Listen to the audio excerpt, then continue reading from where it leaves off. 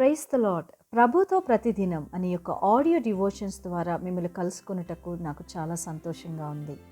ప్రియులారా, ప్రభు కృపను బట్టి బాగున్నారు కదూ. ఈరోజు అంశము, యేసయ్య అపాయముని యొద్దకు రానియడు. లేఖన భాగము కీర్తనలు 91:7.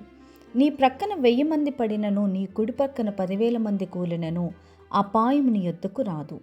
స్నేహితులారా, ఈ భూమి మీద మనం పుట్టింది మొదలుకొని చనిపోయే వరకు మనకు ఎప్పుడూ అపాయం పొంచి ఉంటూనే ఉంటుంది. దేవుడు ఈ భూమిని చాలా అందమైనదిగా చేశాడు. అయితే ఈ భూమి మీద చేసిన ప్రతిదీ దేవునికి చాలా మంచిగా కనపడుతుంది. అయితే మనుషులకు ఈ భూమి మీద ప్రమాదాలు ఉంటూనే ఉంటాయి. స్నేహితులారా, దేవునితో ఉన్న వారికి మాత్రం దేవుడు ఖచ్చితంగా ఒక కంచె వేస్తాడు. యోబు గ్రంథం 1:10 అదే చెప్తూ ఉంటాడు.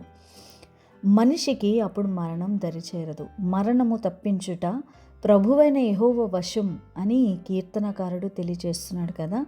దేవుడు నీకు అనుగ్రహించిన ఆయుష్ పూర్తయ్యే వరకు కూడా నీ పక్కన 1000 మంది పడినా, నీ కుడి పక్కన 10,000 మంది కూలినా మరణం నిన్నేమీ చేయలేదు. ప్రపంచమంతా యుద్ధ భయముతోనూ, తెగుళ్ళతోనూ, భయాందోళనతోనూ ఉండినప్పటికీ కూడా దేవుడు నీకు వేసే కంచె చాలా గొప్పదండి.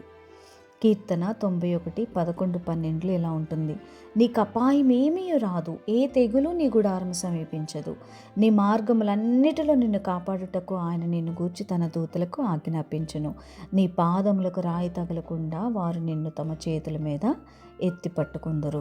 నీవు దేవుని యందు భయభక్తులు కలిగి ఆయన మీద ఆధారపడినప్పుడు దేవుడు యోబుకు చేసినట్లుగానే నీకు కూడా ఒక కంచె వేస్తాడు.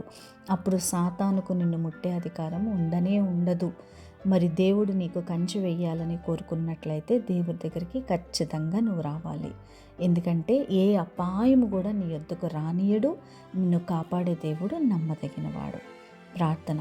ప్రభువా, ఈ లోకంలో మేము జీవించినంత కాలం కూడా యేసయ్య మాకు, మా కుటుంబానికి కాపుదలను దయచేయండి. మాకు ఇచ్చిన ఆయుష్ కాలం అంతా కూడా పూర్తిగా అనుభవించే వరకు కూడా మీ కంచెను మాకు వేసి మమ్మల్ని కాపాడి నడిపించమని అడుగుతూ యేసుక్రీస్తు అతి పరిశుద్ధ నామమున వేడుకుంటున్నాము తండ్రి.